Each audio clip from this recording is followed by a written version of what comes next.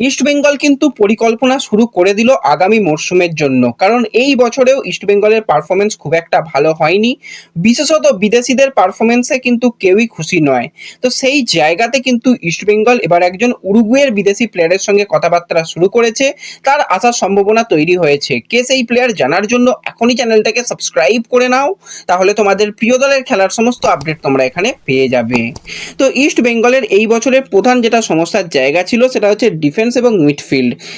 সেই জায়গাতে কিন্তু ইস্টবেঙ্গল এই মুহূর্তে যেরকমটা পরিকল্পনা করেছে যে ইয়াং বিদেশি প্লেয়ারকে দলে আনবে, যাতে কিন্তু তার পারফরমেন্স অনেকটা ভালো হয়। তো সেই মতোই কিন্তু এবার 5 কোটি টাকার কিন্তু উরুগুয়ের সেন্টার ব্যাকের প্লেয়ার জাভিয়ার মেন্ডেজ, তো জাভিয়ারের সঙ্গে কিন্তু ইস্টবেঙ্গল কথাবার্তা বলছে। জাভিয়ার ক্লাব কেরিয়ারে কিন্তু বেশিরভাগ সময়তেই উরুগুয়ের ফার্স্ট টায়ার লিগের ক্লাবে খেলেছে।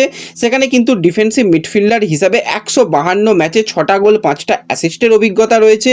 সেন্টার ব্যাক হিসাবে কিন্তু 61 ম্যাচে 4টে গোলের অভিজ্ঞতা রয়েছে। এছাড়া কিন্তু সেন্ট্রাল মিডফিল্ডারেও খেলতে পারে এবং লাস্ট কিন্তু যে ক্লাবের হয়ে খেলছে সেই ক্লাবের হয়ে কিন্তু ট্রফি জিতেছে কিছুদিন আগে, এবং টুর্নামেন্টের বেস্ট ডিফেন্ডার ছিল কিন্তু এই জাভিয়ার মেন্ডেজ।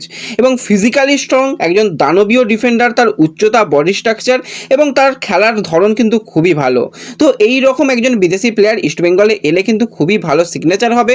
কথাবার্তা শুরু হয়েছে, তো দেখা যাক ডিল ডান হয় কি না।